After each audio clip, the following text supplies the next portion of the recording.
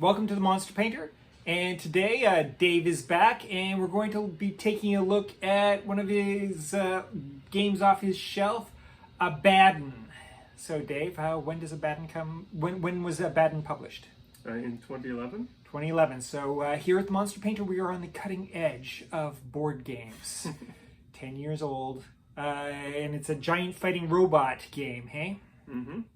Yeah, it's a part of the Memoir 44 and Command and Colors series of games by Richard Borg. It's probably got a lot of crossover mechanics. I haven't played Command and Colors to talk about that one, but I played a lot of Memoir 44. Right, so it's in the Memoir 44 Command and Colors line, and it's big fighting robots. I love big fighting robots. Let's take a look at the components. All right, so this beast of a game is card driven, and it has lots of cards. Yeah, this is how you attack in the game, is through your cards. Yep, and then what proper role-playing game would be complete with dice.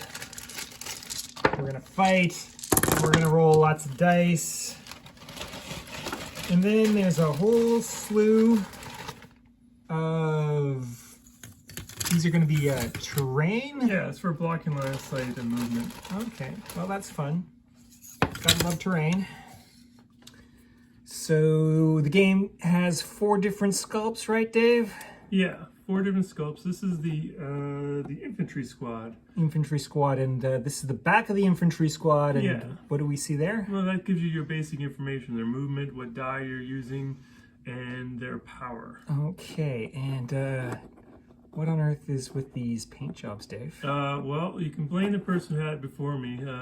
Right. Very primary red, very primary blue. Right, very primary red, very primary blue. But they're not bad sculpts, are they? No, they're actually, it's quite elaborate production for this game. Yeah, this isn't too bad. So we got the infantry, the recon scout, the medium link. Yeah. And then lastly, the heavy link. Heavy link, yeah.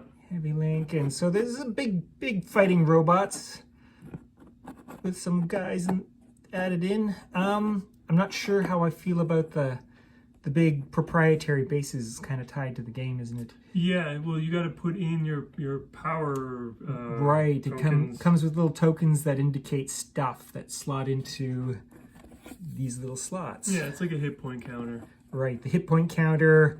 But it does mean that it's not as easy to port these to a different game. You would have to basically break them up to use them in anything else, unless you can tolerate such a big clunky base. But they're pretty fun models with really unfinished paint jobs. Here we go, Dave. We're gonna play a game of Abaddon and see if it's any good. So the designer, the publisher of Toy Vault said that the game was old and had been tossed around for a while. I think even going back into the 90s, like some, so it's why it may have some old mechanics still hanging on in there, Oh, it's 10 years old now, eh? But it could be another 10 years older in his design in his closet, right? Right. Yeah, true enough. True enough. A pretty fast-paced tactical strategy game. A bit too short. I don't know what they were thinking that the 15-20 minute game for a game is this elaborately produced, but I don't know. I didn't mind the quickness. I mean, we got 2 games in. If we weren't making videos about playing the game, we could have got 3 or 4 more in, probably. Yeah, but there's only so many scenarios in the book. I don't know what they're thinking. Well, what did you think of the components in play?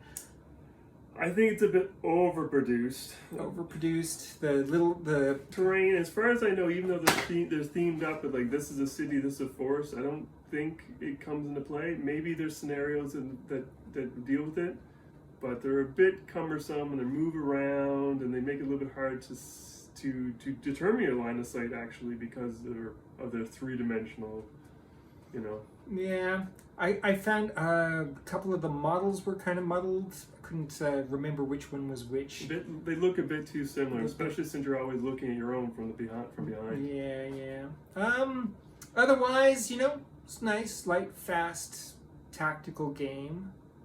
I didn't love it, but I didn't hate it.